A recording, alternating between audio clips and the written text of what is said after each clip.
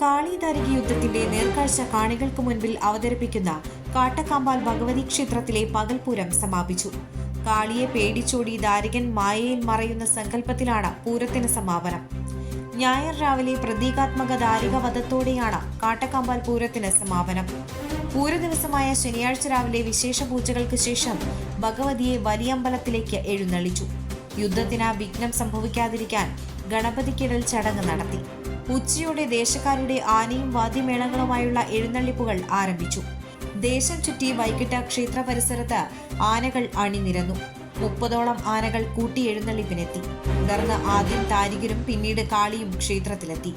ദാരികനെ തേടി പൂരപ്പറമ്പിൽ ഓടി നടന്ന കാളി കാണികളെ ഭയപ്പെടുത്തി.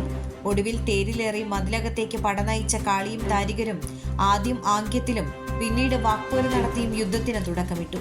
കാളിയെ പേടിച്ച് ദാരികൻ മായയിൽ മറയുന്ന സങ്കല്പത്തോടെ പകൽപൂരം സമാപിച്ചു.